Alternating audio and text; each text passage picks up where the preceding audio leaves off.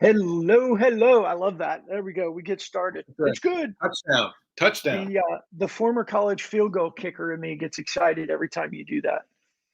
So, hey everybody, welcome to Social Your Sales Live. And for some of you, this good-looking face on the other side of me might be familiar to you.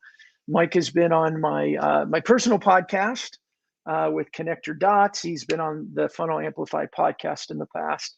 And today, not only is Mike Garrison going to be a repeat guest, but we're going to talk specifically about referrals and professional service providers. And it's going to go into what do we do with that in this era of massive digital transformation. So, Mike, we painted the picture. There's the path. That's where we're going. Welcome, my friend. Yeah, very, very glad to be here. Just in the spirit of giving referrals, I wanted to ask if you needed a counselor after this weekend's events. Me? Yeah, after what my team did to your team. Oh, hey everybody, that's our show for today. What sucks is that I expect that from, my friends overseas, but it Oh used yeah. to be really good when no one in the US knew what the heck English Premier League was. So when we had a down week, I never heard about it, but yes, we took a spanking, a really, really bad spanking. That was glorious. What a great Yes. Sunday. It was Yeah. beautiful.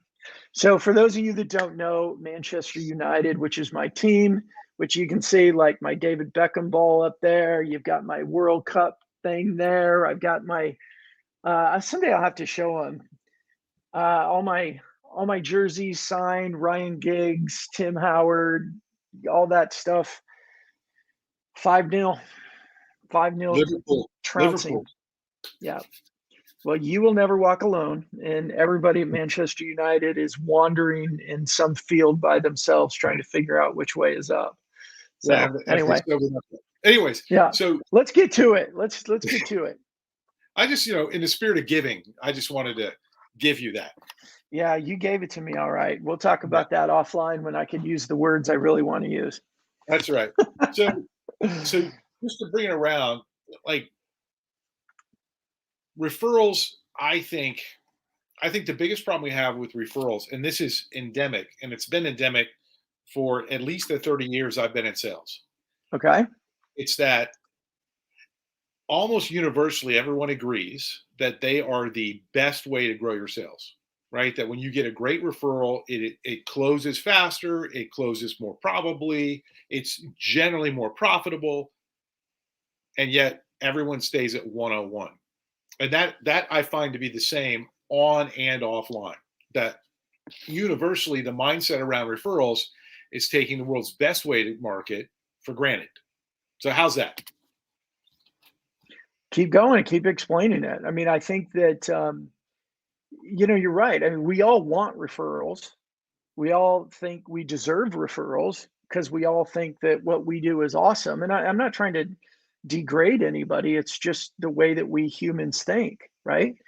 Hey, I served you well. I did this. Who are you going to refer me to? And whether we ask for the referrals or not is one thing. But what I love about you is how you go about the process of earning referrals. You want to share that? And good morning, Eric Doyle. Thanks for joining us on Eric, LinkedIn. how's the new house, man? How's the new house? I hope it's going well. Eric moved over the weekend, so hopefully that went well. I saw a picture of his wife drinking, so I was like, maybe hopefully it went well. So let's talk about. Did that have to do with the move or the fact that she's just married to Eric? I don't know, but she was surrounded by boxes. She was surrounded by boxes. Awesome. That's for Sarah. Anyways, the real big thing is this. Yeah, I agree, Thomas. Referrals are gold. So I'm going to ask you, if you were a client, I'm just going to take you through it, Brandon. You ready? Yeah. And this is probably the easiest way. I'd say, hey, Brandon, referrals, how important are they to your business? Very much. Very much. Great. What percentage, be conservative, but what percentage of your business last year came to you via referrals, via relationships? Referrals or relationships? How do you distinguish that? You don't.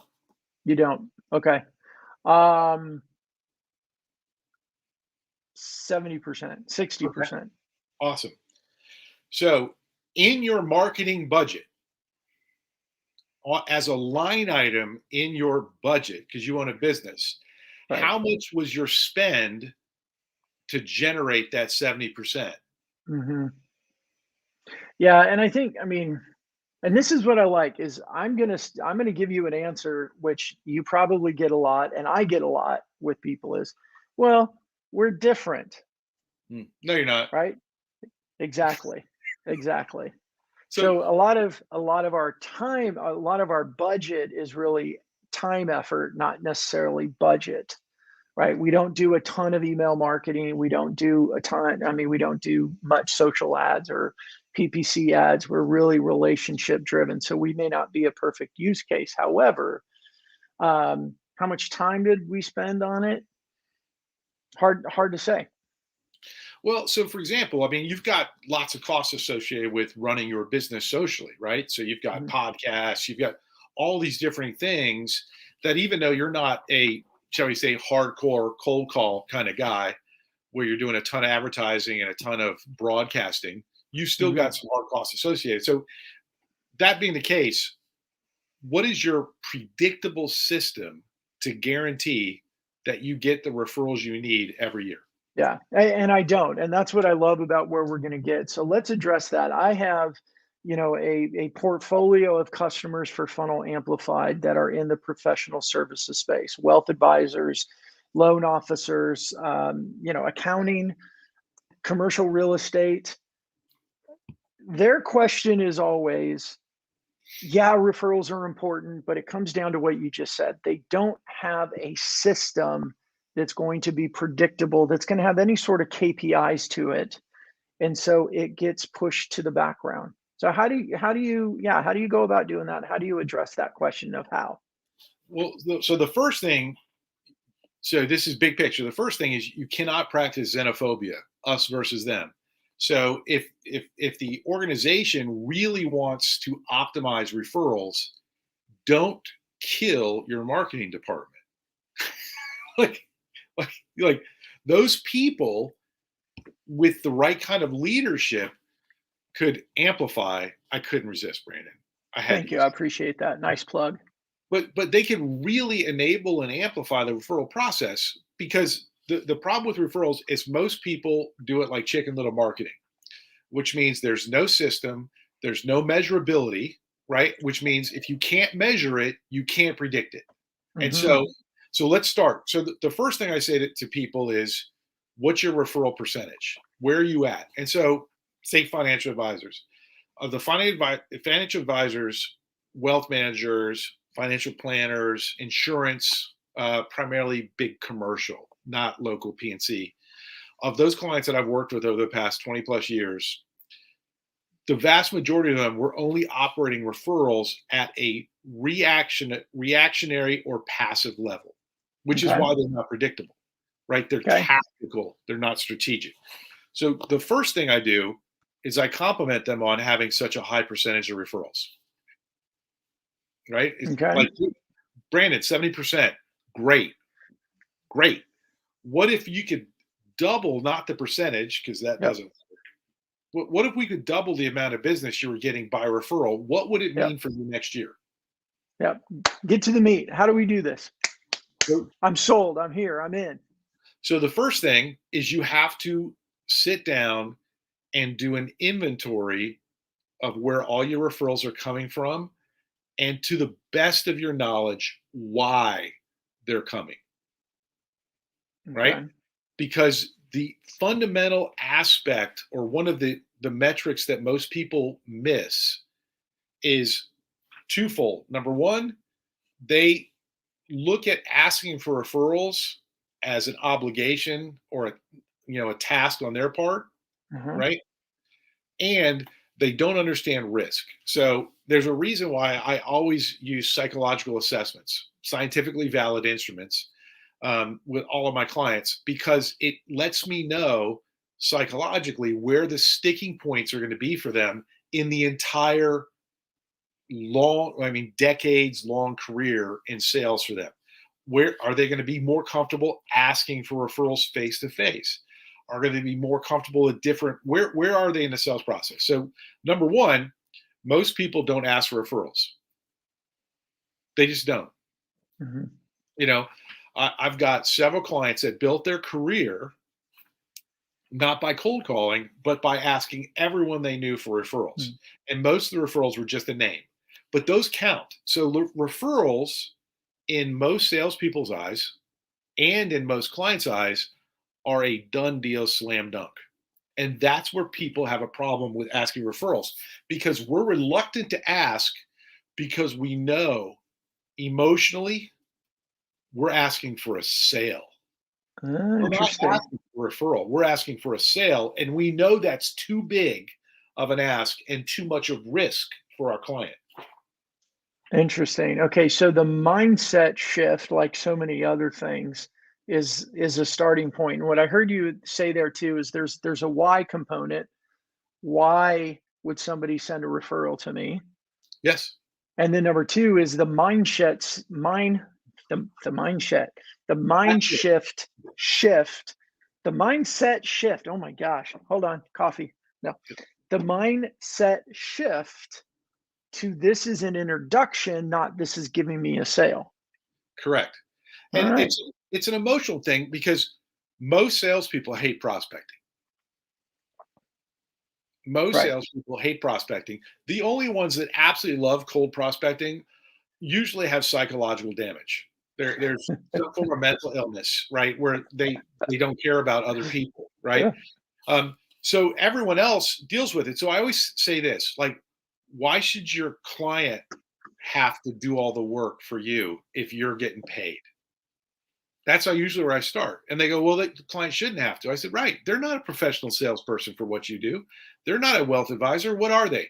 They're a friend. They're a coworker. They're a relative. Let's They're a have, client. well, or client, right? Let's have the Right. introduction done in a way that reduces as much friction and risk as possible. And here's why. Hey, thanks, Thomas. I would much rather have the initial introduction, especially like LinkedIn is a great example. I love having initial introductions to prospective clients made on LinkedIn in a real casual, hey, you should check out this post by Mike. Or, hey, Mike, did you see, like you've done this for me? Hey, Mike, did you see what a friend of ours from Florida, who's an amazing influencer in financial services, a woman, right? Right? Hey, Yeah. what do you think of her stuff? Oh my God, she's brilliant. Oh, and then a nice social introduction's made. And the reason that introduction was so valuable, thank you, by the way, again, for me introducing me to our friend, was You got because it. I wasn't there to make a sale in that call. Right. I was And there. the response to me, I'm sorry, Go ahead. the Well, response to me was, thank you for that introduction. He seems like a really great guy. yeah, my whole goal on an initial referral introduction is to enhance and protect the relationship between the person referring me and the person I like to do business with. I am first there to enhance and protect. And this is when I talk about giving on purpose. Hmm. Most referral systems are predatory.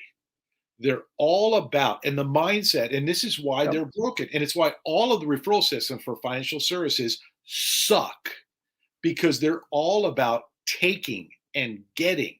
And I would say to you, the way that I would transform your referral business, Brandon, is we would have a systematic, measurable, and predictable referral giving system.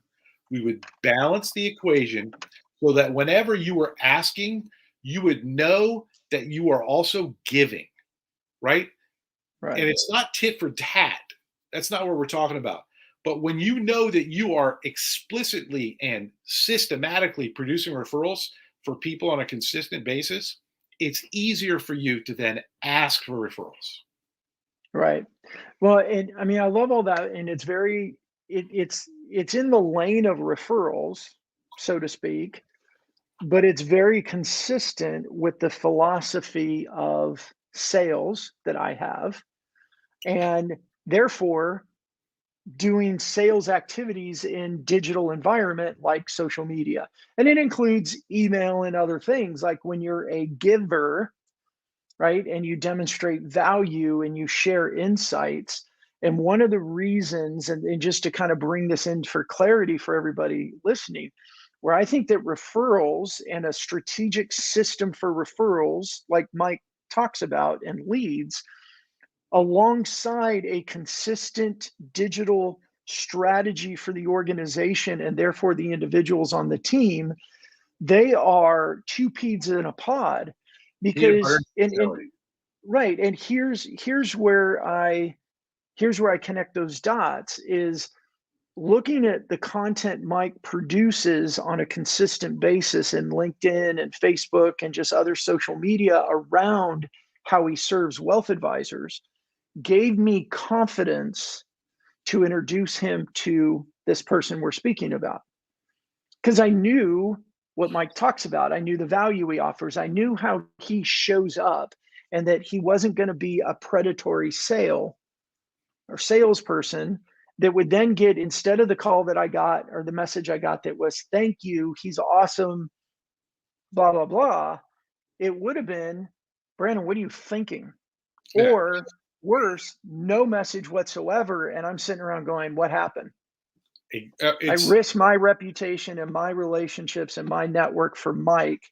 And what happened, I don't know. yeah.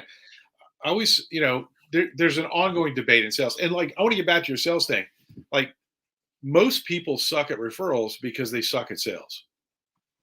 Most Right. people say, yeah, okay. Ironically, professional salespeople that have been through professional sales training, Sandler, Dale Carnegie, you name it, like real institutional professional sales training, usually are even better at reducing risk because they know how to sell, they know how to listen, they know how to be consultative, right? As opposed to the person that's just like, I am going to dial until I get a client. And so, Right. bringing it around, here's how it really works. Referrals, just like social, require you to diversify strategically what your efforts are. And so, like, I would never tell a client only LinkedIn, right? I'm sure you guys at DLA, you have an incredible program. It changed my life. The social selling and influence really, really brought me back to referrals. And I'm going to refer you every chance I get, right? Mm-hmm. And if it's in Scotland, Eric, it'll be you. Just the Scottish people just don't seem to trust me right now.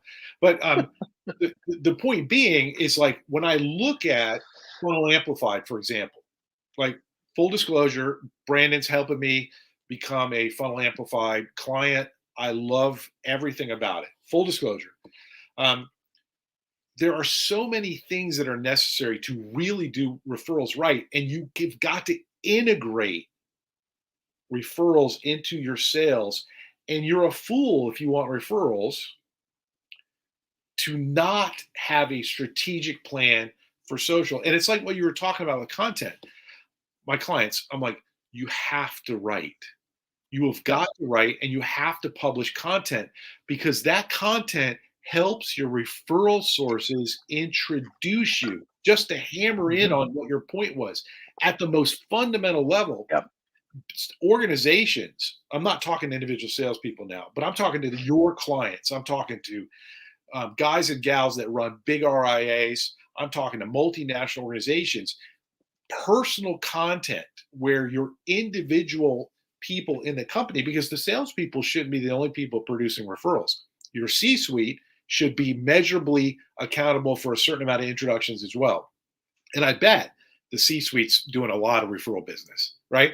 But everyone needs to be producing content because it reduces friction and reduces risk. And that's where, that's why I refer people to you to do the social selling course so they can break through and have a mindset of using social as a tool so that they can amplify their message. Yeah. Yeah. And I think, a statement that I say all the time is, hey, nothing has changed. It just happens differently now. And I would imagine, and Mike can correct me if I'm wrong, but 20 years ago, 25 years ago, when you wrote your #1 best-selling book on referrals, and that was New York Times #1 best-selling back in the day, not, hey, I was #1 on the Amazon list for this from 2 a.m. to 3 a.m. and I screen captured #1, blah, blah, blah. All great for people that do that, but just want to separate what your book was. But back then, I don't think you were saying anything different. You may not use the word LinkedIn or social media. You had to show up at the networking events. You had to go to, the Chamber of Commerce meeting or the Kiwanis or whatever, of networking group or service group that you were a part of. And you had to show up consistently. You had to say wise things, right? You had Hopefully, to, right? You had to share insights and information and not be salesy in order to earn the combination of people that came to you and said, "Hey, I think I may need your services," and simultaneously the people that would say, "I would like to refer you to this person who I know." I 100% agree. So you reminded me. So Ivan Meisner, who is a co-author along with Michael Macedonio, with me, Mike Macedonio, on that Truth or Delusion book. Ivan Meisner co-wrote a book with a guy named Robert Davis before that called Business by Referral. And it's one of my very favorite books on referrals. It's a little wonky. You got to be more of a data guy, but they had a system in there called VCP, visibility, credibility, profitability. And it people need to be able to visualize relationship development that's intended to create commercial result, very much like you guys do with your social selling stuff, Brandon. You You're got to helping. stop saying you guys. You're still part of the family. I'm Come on. alumni, right? I'm alumni. So, anyways, but it's all about how do we systematically create visibility, right? What do you want to be famous for? How do we get credibility? Writing content, both personal and professional, no brochures. And how do we Right. transition to profitable? And this is where you have got to have some sales ability, because you've got to transition from a digital conversation where you're direct messaging back and forth to a personal conversation where you are directly live talking to somebody on the phone or in person. And so, like, one of the things I'm getting ready, my course is going to come out in December called Can I Borrow Your Car? It's going to be my referral training course. And one of the things that we're going to explore in that course is the stark difference between what some professionals experienced during lockdown versus others with referrals. Mm, Almost all of my clients had massively increased referrals, right? They had right. positioned themselves with their clients with a little bit of guidance, but mainly because they're awesome advisors. I can only take credit for what they did, not what I did. But they got lots and lots of referrals because they had done the work systematically over years to be a trusted advisor, to be immediately Right. thought of. There are tons and tons of advisors, professional services. I'm thinking of attorneys and CPAs, right? Hmm. And just regular sales that did not have that experience. When they lost the ability to be face to face, their sales crumbled. And Right. and referrals, you have got to diversify your referral system. And like all of my clients, I'm like, you've got to understand how to build referral relationships online. Not necessarily get referrals online, but you have to understand a system to build referral relationships, and it's a little different. Right. Yeah. Well, I want everybody to know too, when I'm looking down and I'm writing, I'm not being rude. I've got 2 blog ideas that came out of our conversation, Mike, today. So thank you so much. And I do want to come back to what you said, the VCP, the the you need to be visible, you need to be credible, and you need to be profitable, right? VCP, and that makes sense. So as I'm thinking about, my professional service clients that use Funnel Amplified out there, and the ways that Funnel Amplified has been designed to support them, incorporating this VCP methodology Totally. just fits really, really well. And I think for anybody listening, you want a little bit more detail on how, because I think that's the key, right? We know that success doesn't come from what we know, and we can go VCP, I get it, but success comes from what we do. And I know Mike's got his coaching and his systems that actually help operationalize or activate those activities for people to be successful. I do So have a master formula. you do have a master formula and a #1 New York Times bestselling book So that supports that. here's the master formula. You guys ready? Never do how to refer before you know who to refer. So the biggest problems that occur is when we try and bring automation into the referral process. And Mm, automation in relationships looks like using the same exact introduction strategy for every single person. I'm here to tell you, selling to the C-suite is very different from selling to a micro business owner. Now, there's a lot of commonality, but there's different things going on. And so I right. would say this, I always tell my clients, if you want to reduce risk, don't make your client do all the prospecting for you. Let them know exactly who you want to meet. And people have names, companies have names. Don't ask for anybody, somebody, anyone, someone. Ask, hey, Brandon, do you know? If you do, could we have a conversation about introducing me to them? One of the things that I teach my clients to do is to not use refer all the time. We're going to talk about referrals with clients, but we're not going to ask the same way all the time. And when I say, would you mind talking about introducing me? You can just see the tension lower Wow. because I'm not saying, hey, refer me so I can sell them. It's like, hey, would you be comfortable introducing me to that person? And there's a couple of important things if you're a professional salesperson. Number one, professional salespeople always want to know where that relationship is with a current client. And if they're not comfortable referring you, you now, if you're asking, would you be comfortable? And they go, no, now you've got a blessing. Right. It's not an opportunity, it's a blessing because before they've left, you know there's something you've got to do. And Right. I stop the presses and I go, hey, like, first of all, you never have to refer me, Brandon. You're not obligated to refer me. But might I ask a huge favor? Could we just talk a little bit about what I can do to help you be more comfortable referring you? How can I improve? You and I both know, as experienced salespeople, how incredibly valuable those conversations are Hmm. before they leave. Right. Absolutely. Questions, right? We've got to consistently ask questions to improve. Yeah. Yeah. Uh, Excellent stuff. yeah, the referrals, the reason you should always be asking for referrals, and there's no template for it. There is no template. The reason you should be asking referrals is it's good customer service.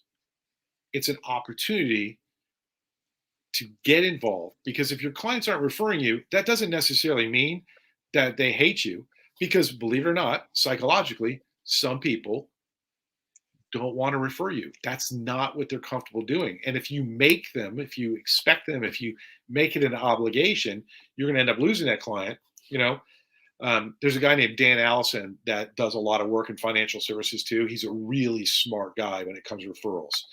You know, and Dan talks about that specific thing in his referral system. It's really good. That's cool. Good stuff. Appreciate that little shout out to someone else. Look at you Hey being a man, like wise sales guy. yeah. So I got one more acronym for you. You ready? Okay, let's get it. So VCP, visibility, credibility, profitability. That's a way to measure, right, your relationship strength. Where are we at? So that's a nice visualization tool. Again, that's Ivan Meisner and Robert Davis. One that I've created based upon my Christian faith is cultivate, plant, reap. You know, I call it CPR for your sales. Right? Does your sales Okay. need some CPR? Probably does. And so it's cultivate, plant, and reap, and it's a way to visualize the actual process, what you're doing to create visibility. We're cultivating. We're cultivating the land. People, you don't just throw seed out on some ground and expect it to work. And so a real integrated referral system has got to be embedded in your marketing, right? You have to understand how all these different things are preparing the field to be planted. So we're going to cultivate, then we're going to plant. What's really important? Are you planting the right seed? Are you asking for the right referrals? Can I back you up then? Translate cultivate to tangible activities around social, because I know you can. So around social. So are you building your network? Like, are you consistently getting out in the fields, weeding, right? Right. You know, are you watering? You know, are you doing all these things? So cultivation is selecting. So a big part that financial advisors almost never do, I don't see this, is getting on LinkedIn or Facebook, looking up their clients. Forget everyone else, just looking at their clients and creating a matrix, right, of who that client is connected to, who they're engaging with on social, because referrals require a conversation. It's much easier for your client to introduce you into a conversation they're already having. So cultivation is finding the conversations with the people that you want to be. You know, it's kind of like in the party. I want to talk to her, or I want to be introduced to him. So Yeah. that's And cultivation. the way I would translate that too is like in our activate model of you need to connect and grow your network. You need to publish content and have a voice, right? As you talk about um, with vision, competent, show your competency, Yep. right? Demonstrate your competency, and Credibility. then Visibility, you need credibility. to credibility. You need to then you need to engage, because social media isn't a if you post it they will come. You actually have to be the ones that take the first step and engage to get them to engage with you. And that's the way I see it there. Is that I think accurate, you're or right. would you So, say it differently? so socially, the number one cultivation tool, in my opinion, is the LinkedIn article. It's the number one foundational cultivational tool because A, it's indexed on Google, right? Yep. Right. B, it never goes away. So it's permanent, right? You only have to write that article once. And then you can use it if you've got a good content plan, a good marketing support. That article can be an evergreen source of inbound, right? Hmm. So the bedrock is the article. Yeah. I need to introduce you to the Funnel Amplified Content Hub. Yeah. Because then I do agree, it is an article. I think that LinkedIn is one place where the article belongs, but I also believe, and this is why we have it, and this isn't a plug for Funnel Amplified as much as the extending what you just said. There's a lot of people you're connected to on Facebook or Instagram or Twitter, and you may not be connected to them on LinkedIn, or they may not use LinkedIn very much. And especially as you're in some of the professional services spaces, maybe it isn't somebody for their industry or whatever. They're not really there. They don't log into LinkedIn very often. So I do agree. Number one, articles, they're indexed by Google, they're tagged, and all those other things. It's evergreen. It's always there. And the one thing that I do like, and this is, I don't really mean to be a plug for Funnel Amplify, but I think for people to consider that when it's on your content hub, you can share the link with somebody and you've got some trackable, some tracking codes, when they've clicked, they've gone in there. You could put it into a buyer hub and use it as a place where you actually communicate together one-on-one about the content and how it can be used for the customer or any questions they have. So sorry, the funnel amplified guy in me just got maybe triggered there a little bit, Yeah. because and again, I want to emphasize this. I love articles for LinkedIn, and if you see, a lot of my articles go from my hub to LinkedIn, or they go from LinkedIn to my hub, but I use them for both because I know it's just not my LinkedIn network. Yeah, I would, and it's, I agree, but I'm looking at a bigger audience because right now, not everybody is going to, not every client funnel amplified is going to be the exact service that they need right now. For a lot of people, it is. And it certainly will decrease the friction within a larger organization to be able to really use this. But I would just say that, like, every time I write an article on LinkedIn, it becomes a Facebook post. Yeah. Right. Sure. Yep. So that's what I mean is like fun at the foundational level. And one could say that like writing an article on your website blog could be equivalent to this, but I'm talking about creating long form content that's permanent. That is the foundation. Got it. Yeah. Book being the best example, but not as easily replicated. Right. Yeah, exactly. Okay, so my apology to you and everyone else. I didn't mean, I never want to make this about funnel amplified, but I think there was a trigger there that may have been activated there. So, hey, Mike, let's start wrapping this up. I'm going to give you the last word and some of the things that I've heard about knowing why somebody should refer to you, and having some clarity on what the end game is. Think with the end in mind, if we can borrow Covey. And then your strategic plan for who you're asking, why you're asking. And then number 3, I heard, is if you use words like an introduction and you're not going into a conversation with somebody with the goal of selling, that mindset shift. Those are the 3 things I heard. Do you want to summarize up for somebody that's sitting out there going, I know there's a lot of gold in here and I just haven't done a good job mining my referrals. How would you summarize this and bring it home, and how can people connect with you? So I would say that if you're getting referrals right now, good job, right? Good job. If you want to have those referrals be predictable, meaning that you know where they're coming from, you know when they're coming to you, and you know exactly how much you're going to get. If you're interested in making referrals a foundation of your marketing or the core, that you need to move from passive referrals, which is, gee, I hope they call, to predictable active referrals. And the way you do that is, 1, do an inventory of who your clients are engaging with in conversations with. And now, because of social, and especially if you use funnel amplified, right, you can see stuff going on, right? Forget it. Leave funnel amplified out. That was my bad. But now with social, we have a real opportunity to see who's engaging and how they're engaging that we've never had before. So we can take the mystery out of referrals. And so I would say, like, if you do one thing, number 1, always do who to be introduced to before you talk about how you're going to be introduced. Because every individual, when you actually are talking to a referral source, there's a pathway of least resistance based upon that person, what they like. Okay. The second thing for business owners, for C-suite, for leadership people, referrals can't be accidental. They have to be integrated in to your entire sales process and into your marketing process. You don't have to throw away anything you're currently doing.